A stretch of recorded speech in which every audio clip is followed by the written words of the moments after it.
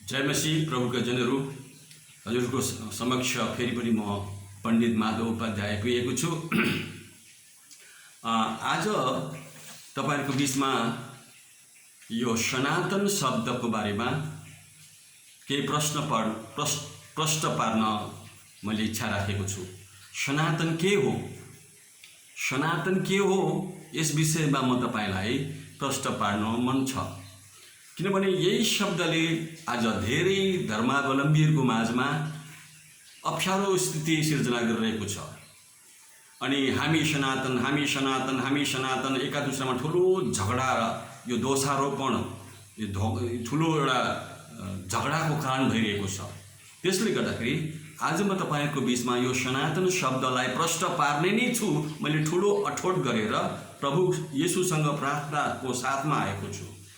आज सबभन्दा पहिला परमेश्वरको वचन यो भजन संग्रह 102 अध्यायको 25 र 26 पद म पढेर हजुरको बीचमा सुनाउने छु। भजन संग्रह 102 अध्यायको 25 र 26। आदि कालमा तपाईले पृथ्वीको जग बसाल्नु भयो। ध्यान दिनुस् है हजुर, आफ्नो बाइबल छ भने, आफू तपाईको नजिकमा बाइबल छ भने पढेर खोलेर पढ्नुहोस्, यो आशिषको कारण हुनेछ। आदि कालमा तपाईले पृथ्वीको जग बसाल्नु भयो र स्वर्ग तपाईकै बाहुलीको कृति हो। तिनीहरू नष्ट हुनेछन् तर तपाई रहनुहुन्छ।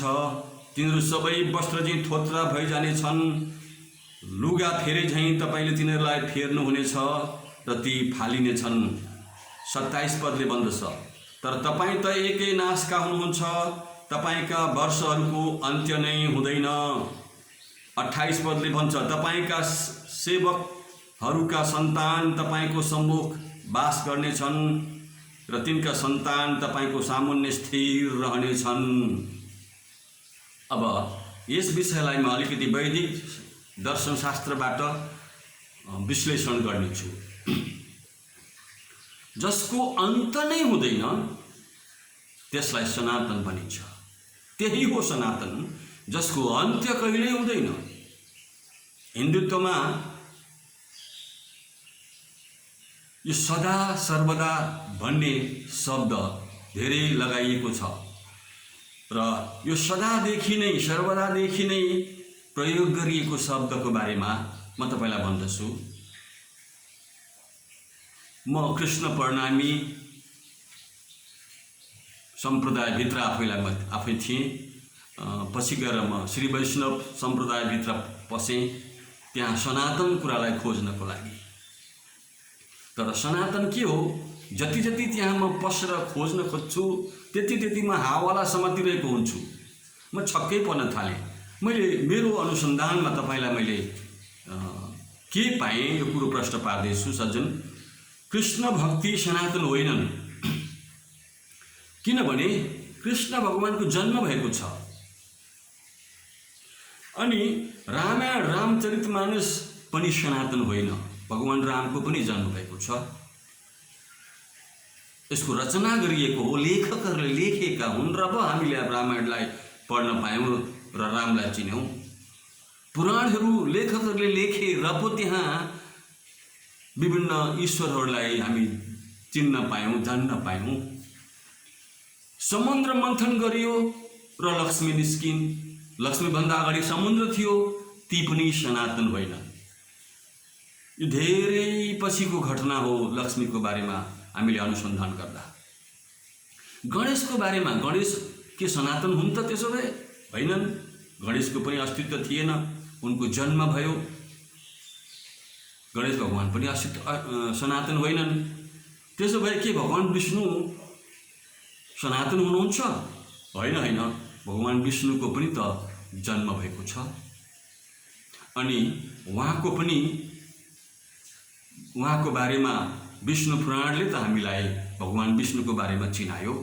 भगवान विष्णु भन्दा ठुला त विष्णु पुराण लेख्ने पो म देख्दछु। त्यसले गर्दाखेरि न त विष्णु पुराण सनातन हो, न त भगवान विष्णु सनातन हुनुहुन्छ। त्यसो भए के शिवजी अथवा ब्रह्माजी सनातन हुनुहुन्छ त? अरे, पढ्दै जाँदा शिव पुराण पढ्यो भने शिवजीले ब्रह्माजीलाई जन्माउनुहुन्छ, शिवजीले नै विष्णु भगवानलाई जन्माउनुहुन्छ। अनि फेरि ब्रह्मपुराण पढ्यो भनेदेखि चाहिँ ब्रह्म चतुर्मुखी ब्रह्माजीले सबै कुरा सृष्टि गर्नुहुन्छ। त्यसपछि पानीमाथि भगवान विष्णु शेषनागमा बस्नुभएको हामी पाउँदछौँ समुद्रमा, यानि कि समुद्र त पृथ्वीमाथि छ। यसको मतलब भगवान विष्णुको उत्पत्तिभन्दा अगाडि नै ब्रह्माण्ड थियो, पृथ्वी थियो, समुद्र थियो, शेषनाग थिए। यसले गर्दाखेरि भगवान ब्रह्माजी पनि सनातन हुनुहुन्न, किनभने विष्णुजीको नाभिबाट ब्रह्माजीको उत्पन्न भएको हामी पाउँदछौँ। त्यति मात्र कहाँ हो र? देवी पुराण, देवी भागवत, देवी पुराण पढ्यौँ भने यहाँसम्म साधारण प्रकारले स्कन्द पुराणबाट उत्पन्न भएको स्वस्थानीको व्रत कथा हामीले पढ्यौँ भने ब्रह्माजीलाई, विष्णुजीलाई, शङ्करजीलाई, सबै अरू देवताहरूलाई सृष्टि गर्ने त देवी हुनुहुन्छ भनेर लेखिएको छ। त्यसो हो भने कुन चाहिँ के चाहिँ सनातन हो?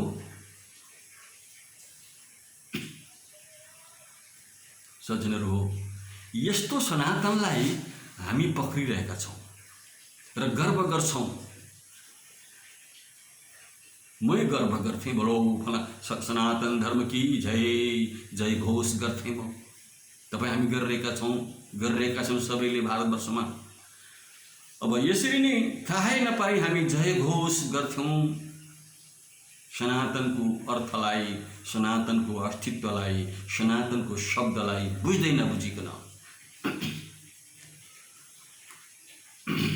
अब एउटा कुरा म तपाईँलाई भन्छु है, यदि मुसलमानलाई, इसाईलाई प्रश्न गरौँ यो ज्ञान तपाईँले कहाँबाट पाउनुभयो भन्यो भने उत्तरमा उहाँहरूले भन्नुहुन्छ मैले यो ज्ञान कुरानबाट वा त बाइबलबाट पाएँ भनेर। तर यदि हाम्रा आफन्त मित्रहरू हिन्दुत्ववादी हाम्रा सज्जनहरू उहाँहरूलाई हामीले सोध्यौँ भने परमात्माले यो सनातन ज्ञान कहाँबाट पायौँ भनेर तपाईँले कसरी यो सनातनको ज्ञान तपाईँले पाउनुभयो भनेर सोध्यौँ भने उहाँको उत्तर छैन। यहाँबाट पायौँ, यहाँबाट पायौँ। किनभने समात्ने ठाउँ धेरै धेरै धेरै भएको कारणले कुन चाहिँ समात्ने कुन चाहिँ नसमात्ने थाहा हुन नसकेको कारणले सनातनको अस्तित्वको बोध हाम्रो वैदिक धर्मावलम्बीहरूसँग छैन। उहाँहरू निरुत्तर हुनुहुन्छ। यसले गर्दाखेरि हनुमान चालिसा पढ्यौँ भने, हेऱ्यौँ भने त्यहाँ हाम्रा धेरै भक्तहरू छन्।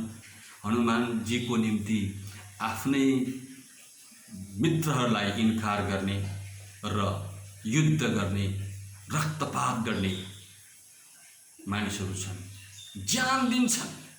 तर हनुमानजी पनि त रामका भक्त थिए।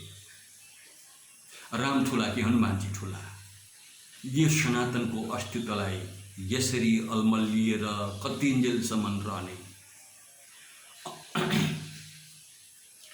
ज्ञानीहरू भन्छन् गीता सनातन, तर यो बिर्सन्छन् कि गीताले अथवा गीता त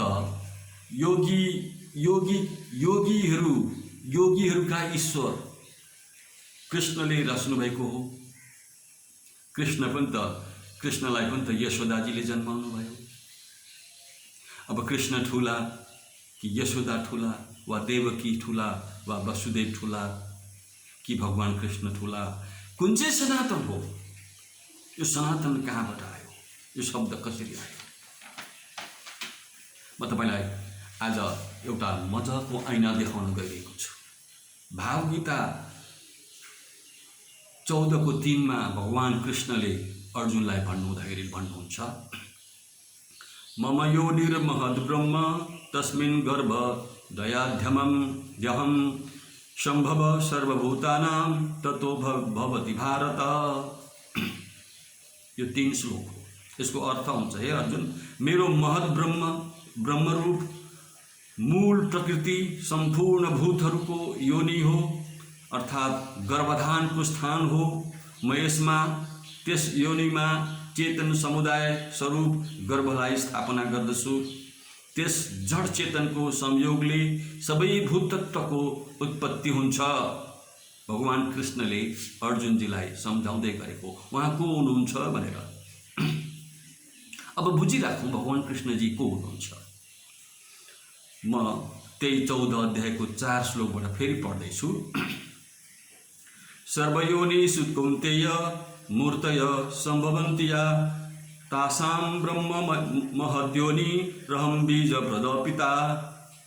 अब यसको अर्थ सुन्नुहोस्।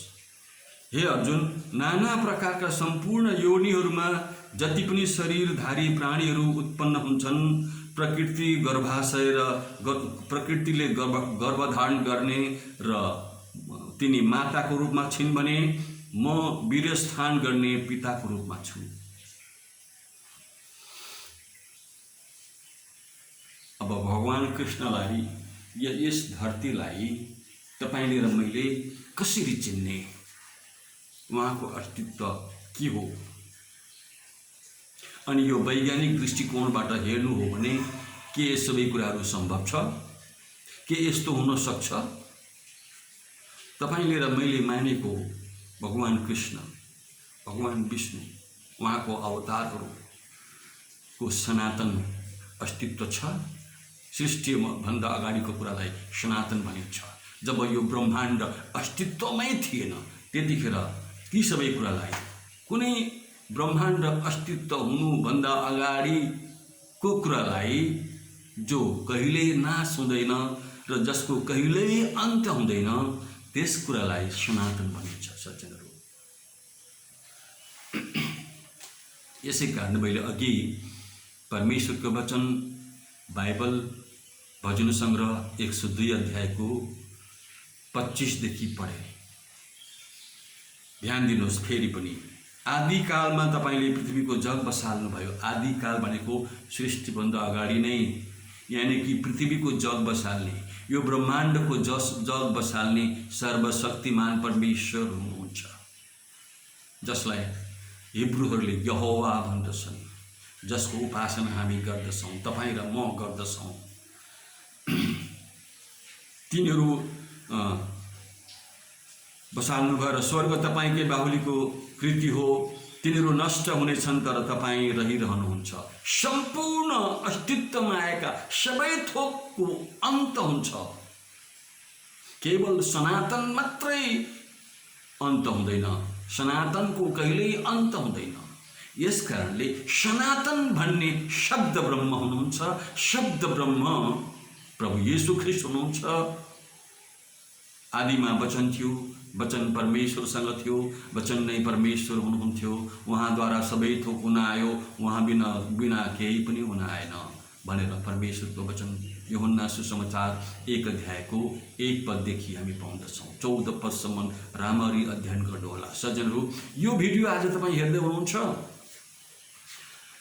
प्रभु यीशु ख्रीष्टलाई जान्ने नजान्ने, मान्ने नमान्ने, प्रभु यीशु ख्रीष्टको विरोध गर्ने नगर्ने, प्रभु यीशु ख्रीष्टको विरुद्धमा पक्षमा जो हुनुहुन्छ, तपाईले आज एउटा निर्णय गर्नुहोस्।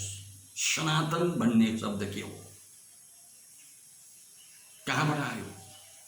संसारका सबै तत्त्वहरू, यानी कि परमेश्वरको वचनले मात्रै नभएर ऋग्वेदले पनि भन्दछ यो सूर्यको पनि अन्त हुन्छ। एक दिन सूर्य विलय भएर जान्छ, एक दिन चन्द्रमा विलय भएर जान्छ, एक दिन यो ब्रह्माण्डको अस्तित्व नै विलय भएर जान्छ भनेर एउटै कुरा मात्रै रहिरहन्छ।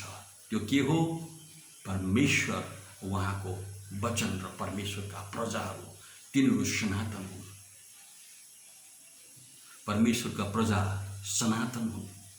परमेश्वरका प्रजालाई परमेश्वरले ब्रह्माण्ड सृष्टि गर्नुभन्दा अगाडि नै मानव जातिको परिकल्पना गर्नुभयो र मानवलाई पछि गएर ब्रह्माण्ड सृष्टि गरिसक्नु भएपछि सृजना गर्नुभयो। तपाईँ र हाम्रो महत्त्व छ, परमेश्वरका जनहरू हो। तपाईँ र हाम्रो महत्त्व कति छ परमेश्वरलाई थाहा छ। परमेश्वरको पुत्र यीशु ख्रीष्टलाई विश्वास गर्ने नगर्ने, विरोध गर्ने हरेक तपाईँको अस्तित्वको बारेमा उहाँलाई थाहा छ। तपाईँ कहाँ बसेर, कहाँ बसेर मेरो विरुद्धमा विरोध गर्छ यसले भनेर परमेश्वरलाई पहिल्यैबाटै थाहा छ। तपाईँको अस्तित्वको बारेमा उहाँलाई थाहा छ। यो सनातन अद्वितीय परमेश्वर तपाईँले उहाँलाई मान्नुहोस् कि नमान्नुहोस्, तर सनातन कहिल्यै डग्दैन। जसरी हात्ती आफ्नो पाइलोमा लम्किरहेको हुन्छ, खिच्चा कुकुरहरू हात्तीलाई देखेर भुकिरहेको हुन्छ, तर हात्तीको डग आफ्नै रफ्तारमा हुन्छ। हात्ती खिच्चा कुकुर भुकेको देखेर कहिल्यै डराउँदैन। त्यसै गरी परमेश्वर आफ्नो अस्तित्वमा हुनुहुन्छ। आज संसारका धेरै मानिसहरू परमेश्वरको अस्तित्वको बारेमा बोल्दछन्, परमेश्वरलाई केही फरक पर्दैन। उहाँ सनातन अद्वितीय हुनुहुन्छ, उहाँ सार्वभौम हुनुहुन्छ। परमेश्वरले तपाईँलाई र मलाई धेरै आशिष दिएका हौँ। यो भिडियो हजुरलाई राम्रो लाग्दैछ भने साथीहरूलाई सेयर गर्न र सब्सक्राइब गर्न नबिर्सनुहोला। जय मसीह।